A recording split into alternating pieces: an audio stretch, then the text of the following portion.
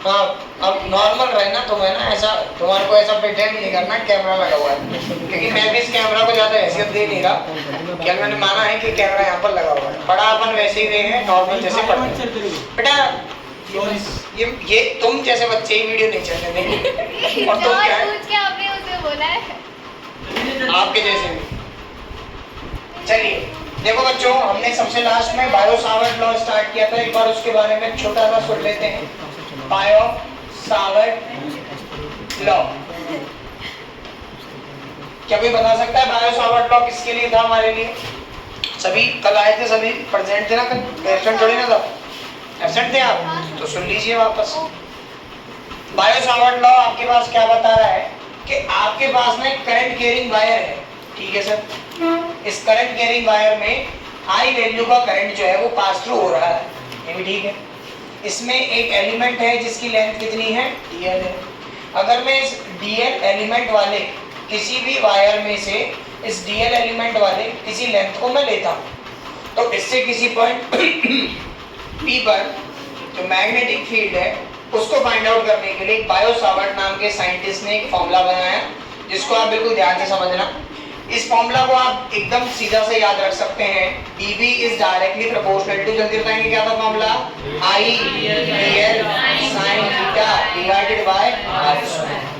इतनी बात सभी को समझ में आई? ठीक, चले आगे। बेटा यहाँ पढ़ लियो तुम थोड़ा सा, कैमरा में नहीं बना रह जाए।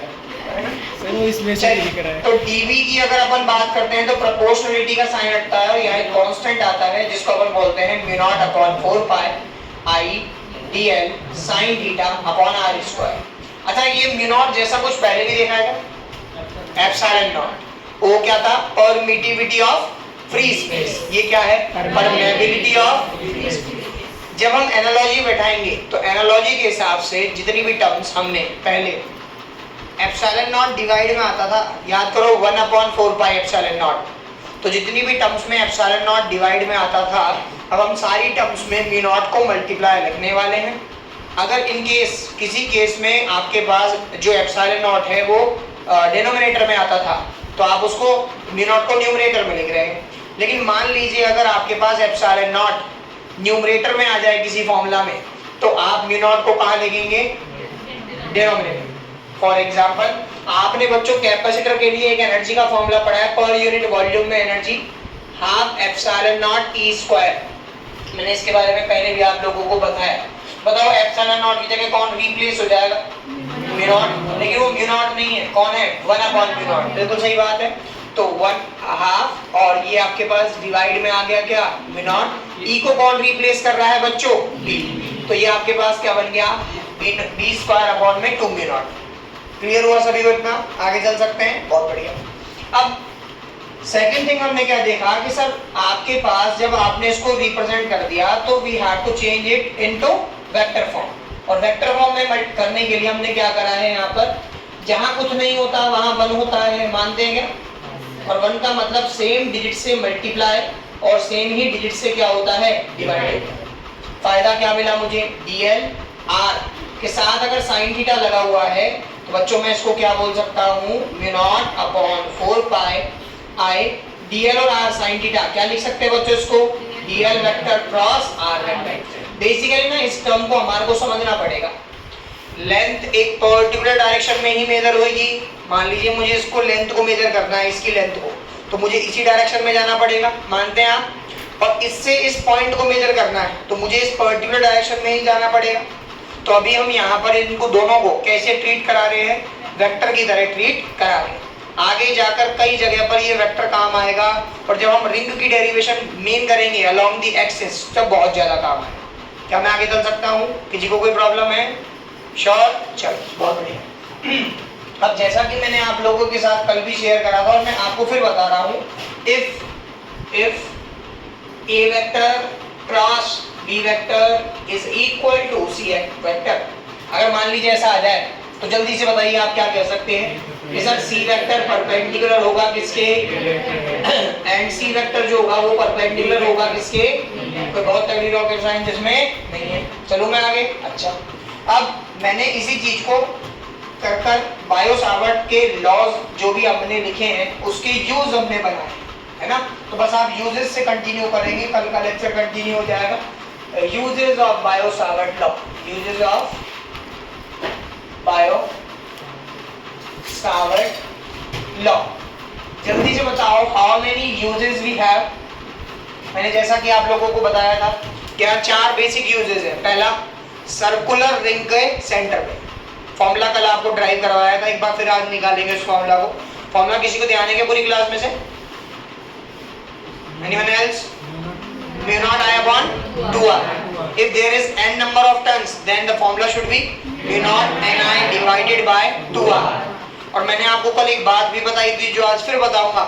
If we increase radius, अगर हम रेडियस इंक्रीज करते हैं नंबर ऑफ टर्न्स को वेरी करके, अगर हम रेडियस इंक्रीज करते हैं तो नंबर ऑफ टर्न्स ऑटोमेटिकली क्या हो जाते हैं? डिक्रीज। और अगर हम रेडियस डिक्रीज करते हैं, जितना टाइम रेडियस को डिक्रीज करेंगे उतना टाइम नंबर ऑफ टर्न्स क्या हो जाएंगे? कोई बहुत तगड़ी बात इसमें, बहुत बढ़िया। अब सबसे पहली बात मैं कर रहा हूँ सर्कुलर रिंग के लिए, और आप लोग ध्यान से सुनना भाई। देखो रटने की कोई जरूरत नहीं है, आप इसको बिल्कुल ध्यान से समझ सकते हैं कि डेरिवेशन होती कैसी है। जल्दी से बताओ गॉस लॉ को करते टाइम किन किन बातों का ध्यान रखते थे? सबसे पहली बात क्या होती थी सर? क्लोज सरफेस मानना पड़ता था। फिर दूसरी बात क्या होती है? सिमेट्री के हिसाब से क्लोज सरफेस मानना पड़ता था। तीसरी बात by the definition of flux, और चौथी बात सिंपल था, सारी डेरिवेशन इससे कंप्लीट हो गई थी। यहाँ क्या करना है सर? देखो सबसे इंपॉर्टेंट बात यही है कि बायो-सावर्ट लॉ खुद ही स्मॉल एलिमेंट के लिए लगता है। यूनिफॉर्म करंट होना चाहिए, स्मॉल एलिमेंट होना चाहिए। स्मॉल एलिमेंट अपन सबसे पहले अज्यूम करेंगे। जल्दी बताएं, बायो-सावर्ट लॉ लगाने के लिए क्या करेंगे? स्मॉल एलिमेंट अज्यूम करेंगे। क्या करेंगे? स्मॉल एलिमेंट अज्यूम करेंगे। सेकेंड टर्म, स्मॉल एलिमेंट के साथ साथ आप यहाँ पर देख रहे हो उसकी लेंथ dl है, तो dl लेंथ से जो डिजायरिंग पॉइंट आप लोगों का है, जैसे अभी के लिए सेंटर होगा, तो आप बताओ सरकमफेरेंस पे मैं पॉइंट ले रहा हूँ, सेंटर पर ही होगा, तो सेंटर से सरकमफेरेंस तक की डिस्टेंस को हम क्या कह देंगे? रेडियस कह देंगे। मानते हैं आप? दूसरा स्टेप, 2 स्टेप एक साथ करेंगे दूसरे में। एक तो डिस्टेंस को लिख देंगे, साथ ही साथ dl और r के बीच में एंगल को लिख देंगे। मानते हैं आप इस बात को? ठीक, अच्छा। थर्ड अपन क्या करेंगे? बायो-सावर्ट लॉ लगा देंगे। और फोर्थ स्टेप, दिमाग में ये ऑटोमेटिकली क्लिक होना चाहिए हमारे कि सर आप जब बायो-सावर्ट लॉ लगा रहे हो तो वो स्मॉल एलिमेंट के लिए लगा रहे हो। अगर आप कंप्लीट के लिए चाहते हो तो आपको क्या करना पड़ेगा? उसको इंटीग्रेट करना पड़ेगा। मान पा रहे हैं क्या मेरी बात? चलिए, तो मैं एक बार इसको बता देता हूँ। मान लेते हैं कि ये हमारे पास एक सर्कुलर रिंग है, मान ली सर, और मुझे ना इस सर्कुलर रिंग के सेंटर पर क्या चाहिए? मैग्नेटिक फील्ड इंटेंसिटी चाहिए इसके सेंटर पर। ये रही कुछ ऐसे, जबकि इसमें करंट कौन सी डायरेक्शन में जा रहा है? इस एंटी क्लॉकवाइज डायरेक्शन में। आगे जाकर इस डायरेक्शन से हम मैग्नेटिक फील्ड कैसे आता है ये भी समझेंगे, है ना। अच्छा, इस सेंटर पर मुझे क्योंकि मैग्नेटिक फील्ड निकालनी है, इस पॉइंट को मैंने O सपोज कर दिया, इस लेंथ को मैंने अगर dl मान लिया, और अगर मैंने इस डिस्टेंस को r मान लिया। देखो जरा स्टेप के हिसाब से ही चल रहे हैं, कोई भी स्टेप एक्स्ट्रा हमने नहीं करा। dl लेंथ माननी थी, पहला स्टेप हो गया। dl एलिमेंट मानना था, स्मॉल एलिमेंट मान लिया। सेकंड स्टेप में हमने क्या करा? क्या करा? dl एलिमेंट को r से कनेक्ट करा। अब हमें थर्ड मतलब सेकंड स्टेप का ही सेकंड पार्ट क्या करना है? दोनों के बीच में क्या निकालना है? एंगल। जल्दी बताइए एंगल कितना निकल कर आएगा? तो बहुत तगड़ी बात इसमें। चलो एंगल कैसे 90 निकल कर आया भाई? dl लेंथ को मेजर करेंगे आगे, रेडियस मेजर होगी कुछ इनसाइड, तो एंगल कितना बनेगा? बताओ थर्ड स्टेप में आप क्या करेंगे? क्या लगा देंगे? Biot-Savart law. बायो-सावर्ट लॉ जल्दी से बताएंगे। dv इक्वल टू क्या बनेगा? Mu naught I dl sine 90 degree upon 4 pi r square. सही बात है। साइन 90 की वैल्यू सब जानते हैं कितनी होती है? 1 होती है। तो आप जल्दी बताएं dv की वैल्यू कितनी आएगी बच्चों? Mu naught I dl upon 4 pi r square. फिर याद आया सर ये 3 स्टेप हो गए, फोर्थ स्टेप कौन बता पाएगा क्या होगा?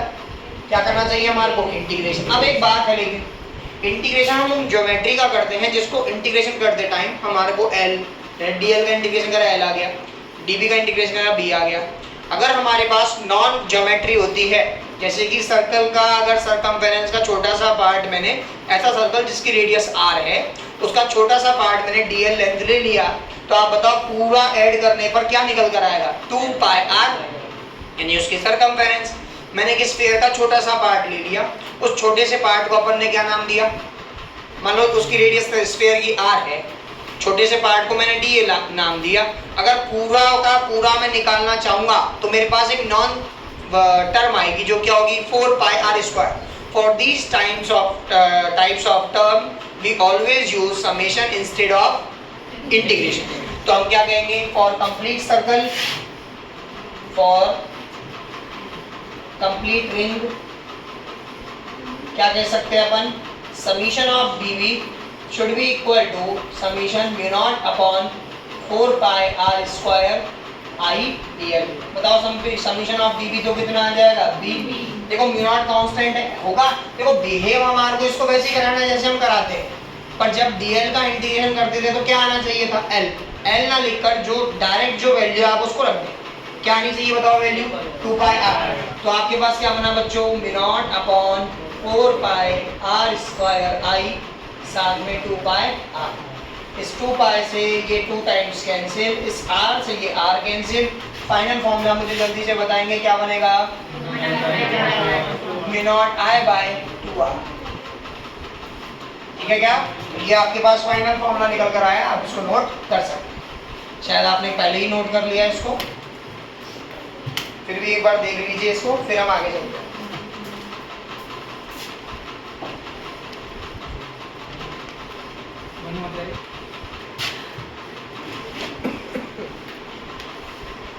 अभी हुआ नहीं? नहीं, मैंने बोला था, आपने सुना ही नहीं। ये सब है। इसकी आवाज जाएगी इसमें, तू जितना कोशिश हो सके कम ही बोल। अच्छी बात है। अब तो सही इसमें चला दिया ना, पोस्ट कर दिया? नहीं चल रहा है सर।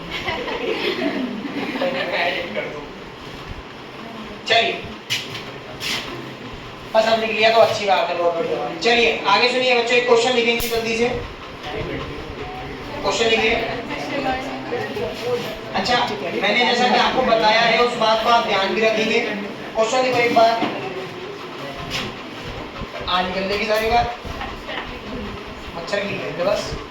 क्या लेके आया तू? जला के ले आया? माचिस से लेना। चलिए,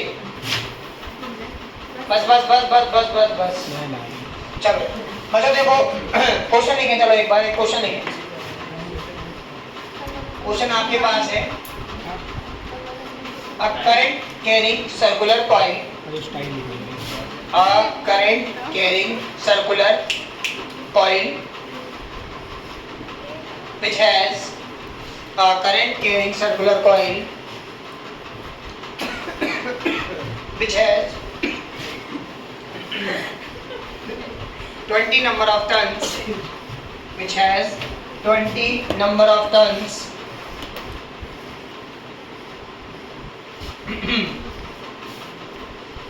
if Which have 20 number of turns if 2 ampere current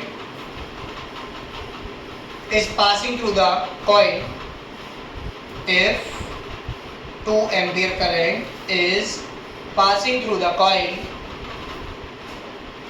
then find magnetic field intensity if vacuum is present all over, if vacuum is present all over। बहुत ही सिंपल क्वेश्चन है, ऐसा क्वेश्चन नहीं आएगा है ना इतना से। Find magnetic field intensity passing through a point की बात कर रहे हैं। हाँ passing through a point, 2 ampere current passing through a point, उसके बाद क्या था? Magnetic field if vacuum is present all over. Mu naught I upon mu not an I upon 2r हम यहाँ पर लगाएंगे, क्योंकि अगर नंबर ऑफ टर्न्स n होते हैं तो आप मैग्नेटिक फील्ड इंटेंसिटी का फॉर्मूला क्या बना देते हैं? Mu not an I upon 2r। कल मैंने आप लोगों से इस चीज़ की एक्सप्लेनेशन भी मांगी थी और बताई भी थी।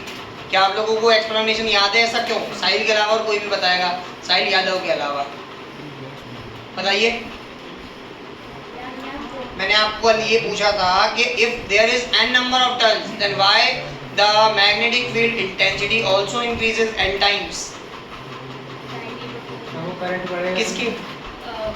एंड n तो कहीं आया ही नहीं मैंने, तो करंट बढ़ेगा तो मैग्नेटिक फील्ड भी तो कुछ बढ़ेगा। भी। हाँ हाँ, जैसे करंट बढ़ेगा करंट बढ़ेगा तो ये ही एक्यूरेट आंसर है, पहली बात। दूसरी बात ऐसे भी समझ सकते हैं आप, मान लीजिए पहली नंबर ऑफ टर्न है, तो पहली नंबर ऑफ टर्न के कारण एक मैग्नेटिक फील्ड जनरेट हो गई होगी, दूसरे नंबर ऑफ टर्न के कारण दूसरी, तीसरे के कारण तीसरी, चौथे के कारण चौथी।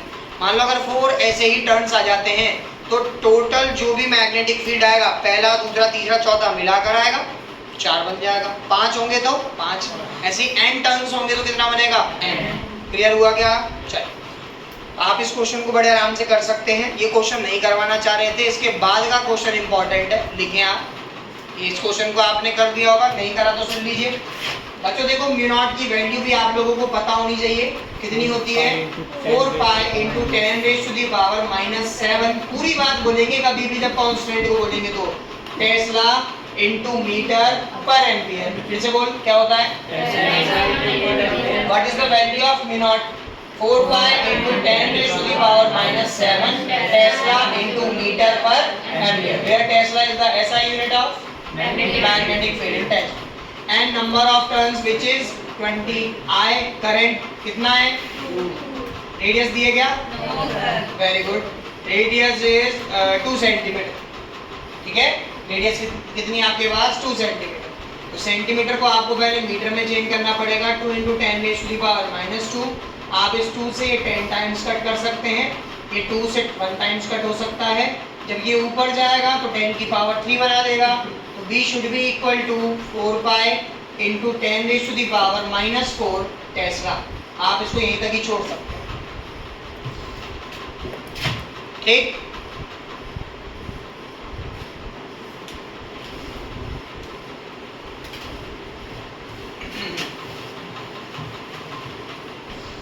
हो गया इतना? चलिए, इसके बाद लिखें इफ, क्वेश्चन है, एक और क्वेश्चन है। If in above question, if in above question the number of turns is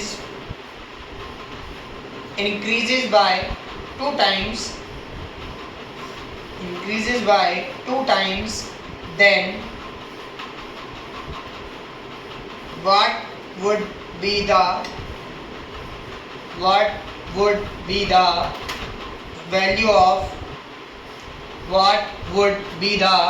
value of new magnetic field intensity? What would be the value of new magnetic field intensity? क्या hint होता है? आप जल्दी से बताएं उस hint को कि सर जितना टाइम्स आप नंबर ऑफ टर्न्स को इंक्रीज करेंगे, रेडियस उतने ही टाइम्स क्या हो जाएगी? डिक्रीज हो जाएगी। अच्छा, थोड़ा सा देखो, एक बार हवा में करने की कोशिश करते हैं इस क्वेश्चन को। आप यूँ सोचिए जरा, मैंने नंबर ऑफ टर्न्स डबल कर दिया, फॉर्मूला होता है म्यू नॉट Ni/2r। तो नंबर ऑफ टर्न्स को डबल करने की वजह से क्या ओवरऑल आंसर, जो अब आंसर आना चाहिए, वो पुराने वाले आंसर का डबल होना चाहिए था, क्योंकि नंबर ऑफ टर्न्स डबल हो गए थे। क्या मेरी बात यहाँ बैठे सभी बच्चे समझ पा रहे हैं? चलिए जी, अब दूसरी बात, लेकिन ये केवल नंबर ऑफ टर्न्स डबल नहीं हुए बच्चों, रेडियस भी हाफ हो गई है। समझ में आ रहा है ना? तो ये अपॉन का अपॉन ट्रांसफर होकर कहाँ चला जाएगा? ऊपर। समझ पा रहे हैं कि नहीं समझ पा रहे हैं? देखिए भाई, n था, r था, n की वैल्यू तो हो गई डबल, r की वैल्यू हो गई हाफ, तो ये अपॉन का अपॉन ट्रांसफर होकर कहाँ चला जाएगा? ऊपर। यानी कि कोई भी n टाइम्स आएगा तो आपके पास मैग्नेटिक फील्ड इंटेंसिटी कितने टाइम्स चेंज हो जाएगी? n² times. मान पा रहे हैं क्या भाई? कैसे n² टाइम्स चेंज हो जाएगी? क्योंकि एक तो नंबर ऑफ टर्न्स का n और एक जो रेडियस पर n का इफेक्ट पड़ा है वो। समझ पा रहे हैं? तो आपके पास जो पुरानी वैल्यू आई थी उसका कितना टाइम्स बढ़ जाएगी वैल्यू? जल्दी बताओ। 4 टाइम्स, क्योंकि मैंने कितनी करी है अब radius, sorry number of turns कितने कर दिए मैंने? डबल। क्लियर हुआ सभी को? चलिए नोट करिए इसको जल्दी। देखिए, एक बार करने का तरीका भी देख लीजिए। Since B is directly proportional to n/r, भाई बाकी सारी चीजें वैसी हैं, करंट में कोई चेंज नहीं है, वैक्यूम पहले ही था, वैक्यूम अभी भी है ना, तो n में चेंज हुआ तो आप क्या कह देंगे बच्चों, V1 upon V2 equal to क्या कह देंगे बच्चों, N1 upon N2 into R2 upon R1। मैं आपको पहले भी बता चुका हूँ, ये किसी भी क्वेश्चन को करने का सबसे इजीएस्ट वे होता है। जैसे कि मैंने आपको बताया होगा, अगर A डायरेक्टली प्रोपोर्शनल है B के, तो बच्चों आप इसको ऐसे लिख सकते हैं A1 upon A2 equal to B1 upon B2। And if A1 upon A is inversely proportional to C, तो बच्चों आप इसको क्या लिख सकते हैं, A1 upon A2 should be equal to C2 upon C। दोनों एक साथ आ जाएं तो जैसे A directly proportional to B upon C, तो आप इसको कुछ ऐसा लिख सकते हैं A1 upon A2 equal to B1 upon B2 into C2 upon C, यानी डायरेक्टली प्रोपोर्शनल भी लगा दिया और इनवर्सली प्रोपोर्शनल। तो इस हिसाब से N1 अपॉन N2 और साथ में क्या आएगा R2 अपॉन R1। B1 बताओ, जल्दी बताओ, न्यूमेरिकल करने का तरीका, सभी में से केवल एक अननोन होना चाहिए। हमारे से जल्दी बताओ, B1 है क्या अपने पास, पुराने वाला, B2 है क्या, निकालना है, N1 पुराने वाले नंबर ऑफ टर्न्स जिनको N मान लेते हैं अभी, है ना, N2 नए नंबर ऑफ टर्न्स जिनको अभी अपन बता देंगे डबल हो गए, R2 है क्या, है, मतलब पहले भाई ऑटोमेटिकली नॉन है, दिया नहीं हुआ है, हमारे को ऑटोमेटिकली नॉन है कि अगर नंबर ऑफ टर्न्स बढ़े तो जो रेडियस है वो पहले के कंपैरेटिवली उतना ही कम हो गया। R1 भी है हमारे पास, देखो मैं इसको ऐसे लिख रहा हूँ, B1 upon B2 should be equal to N1 and 2n into R2 R by 2 R1 R, n से n कैंसिल, r से r कैंसिल, ये 2 अपॉन में है तो B2 इक्वल टू क्या आ जाएगा बच्चों 4B1। So B2 should be equal to 4, बताओ 4 तो 4 है, B1 बताओ B1 4 pi into 10 raise to the power -5। So overall answer should be equal to 16 pi into 10 raise to the power -5 tesla. Is it clear? -4 tesla. ठीक, note करिए इसको।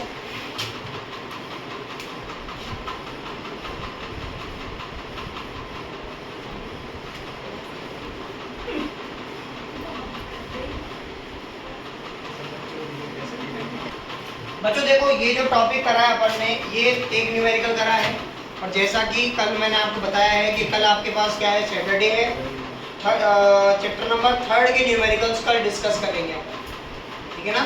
Chapter 3 के numericals कल discuss करेंगे। मैं पहले भी बता चुका हूँ इस बारे में आप लोगों को कि हर सैटरडे न्यूमेरिकल ही डिस्कस होंगे, क्वेश्चन ही डिस्कस होंगे। और नहीं बताया क्या तुम्हारे, चलो कहीं और बताया होगा, तो ये तुम्हें बता रहा हूँ वापस से कि हर सैटरडे केवल न्यूमेरिकल ही डिस्कस होंगे। शीट दे देंगे आज, केवल किरचॉफ लॉ की शीट देंगे, केवल मतलब किरचॉफ लॉ के ही क्वेश्चन है उसमें, ठीक है। ये वो पहले से प्रिपेयर है, बाकी प्रिपेयर करनी पड़ेगी। चलिए जी आगे देखें।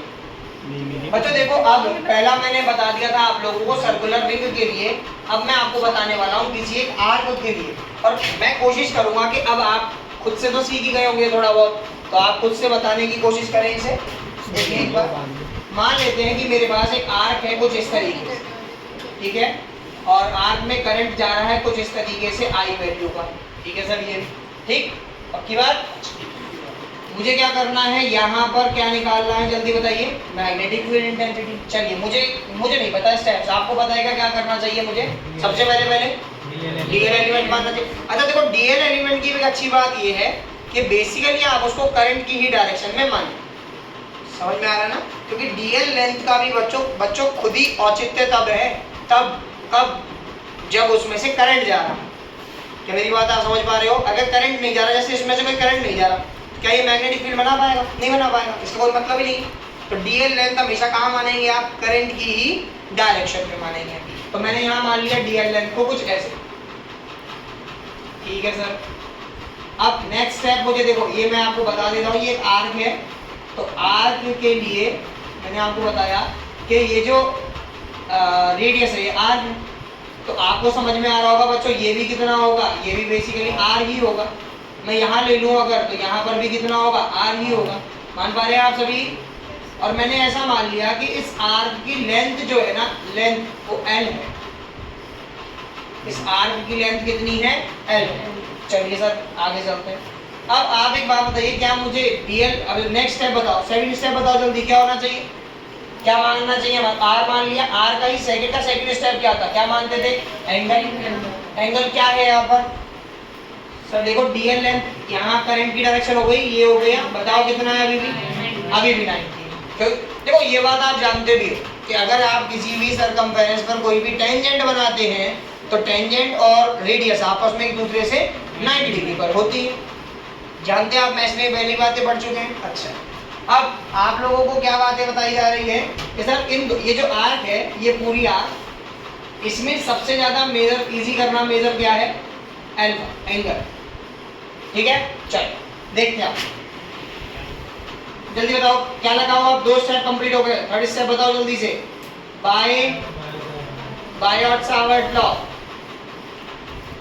सावर्ट लॉ क्या होता है? Biot-Savart law, dV should be equal to mu naught upon 4 pi I dl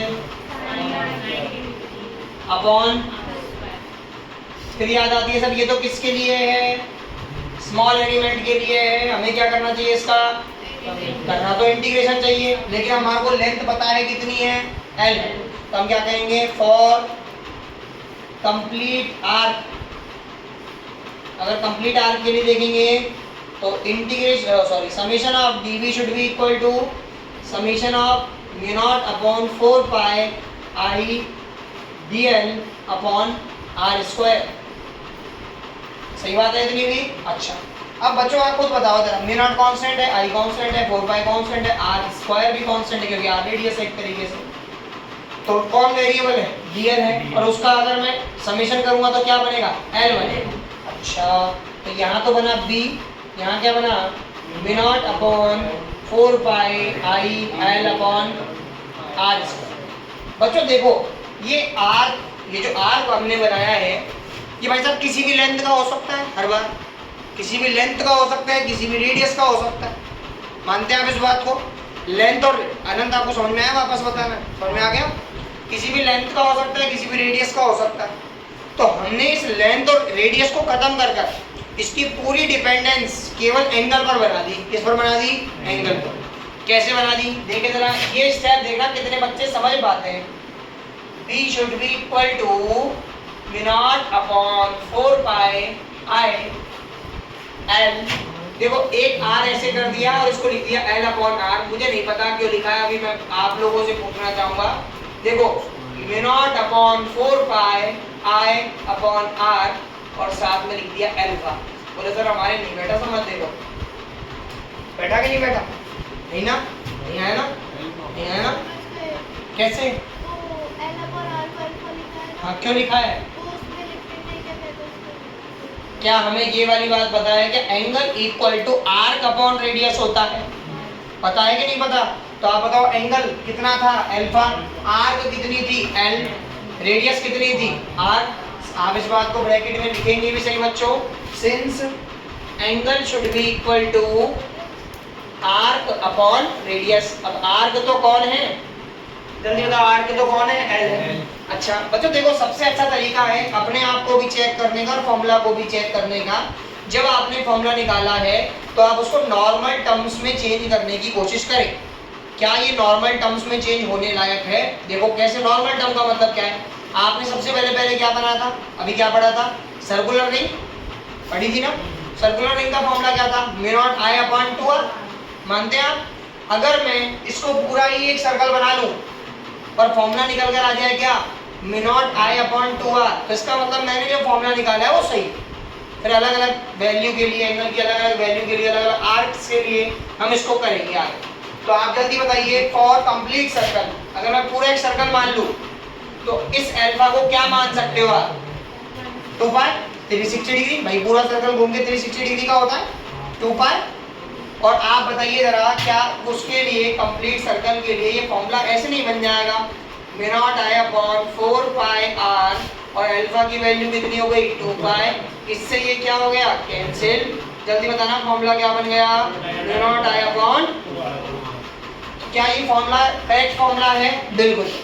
देखो बच्चों, अभी अपन इसकी वेक्टर फॉर्म नहीं बता रहे हैं, केवल मैग्नीट्यूड बता रहे हैं, आगे जाकर वेक्टर फॉर्म भी बताएंगे।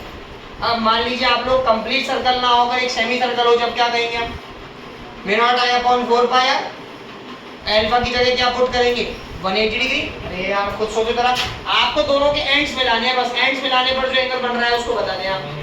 कितना बन रहा है, पाई, यानी 180 डिग्री। पाई से पाई, यहाँ अल्फा रखेंगे तो पाई से पाई क्या हो जाएगा, कैंसिल। क्या आंसर आएगा, mu naught I upon 4 r. इसको ऐसे भी समझ सकते हैं कि कंप्लीट सर्कल का अगर mu naught I upon 2 R आ रहा है, तो हाफ सर्कल जिसको हम सेमी सर्कल कह रहे हैं उसका mu naught I upon 2 R का हाफ हो जाएगा, और mu naught I upon 2 R का half mu naught I upon 4 R होता है। ऐसे भी समझ सकते हैं। मानते हैं ना? जल्दी से एक बार नोट करेंगे फिर आगे बढ़ेंगे।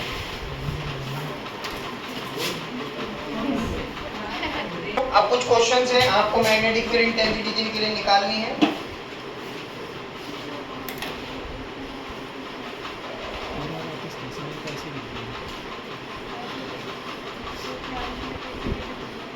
चला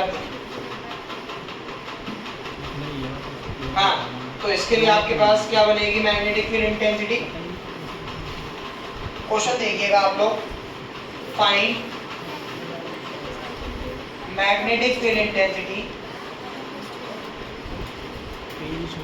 field intensity at point O, at point O। चलिए सबसे पहले पॉइंट A आपको एक सेमी सर्कल के लिए निकालनी है, ठीक है, जिसकी रेडियस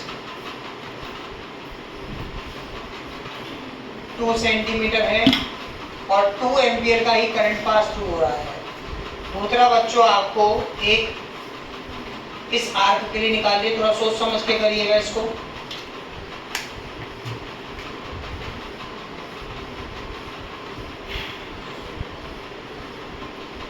दिख रहा है आपको क्लियर ना?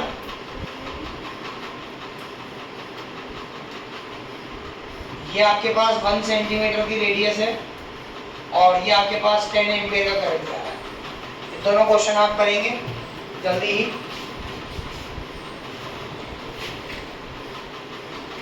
रेडियस है 2 सेंटीमीटर, डायमीटर नहीं है, रेडियस है 2 सेंटीमीटर। यहाँ तो क्या क्लियर शो ही हो रहा है।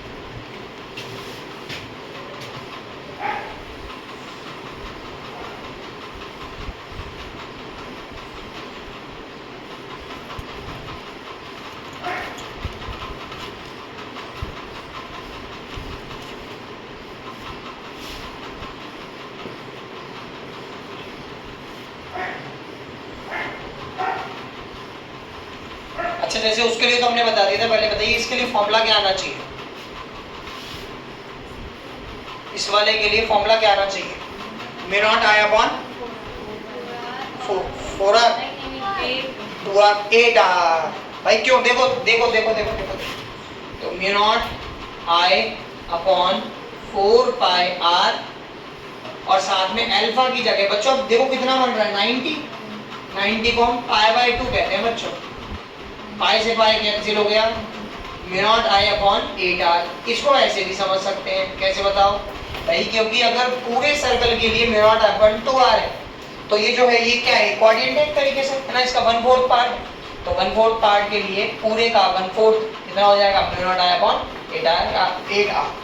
ठीक है, आप वैल्यूज इसमें पुट करेंगे तो सॉल्व करेंगे। आज के लिए इतना ही। इसी के साथ जय हिंद जय भारत, बाकी बातें कल।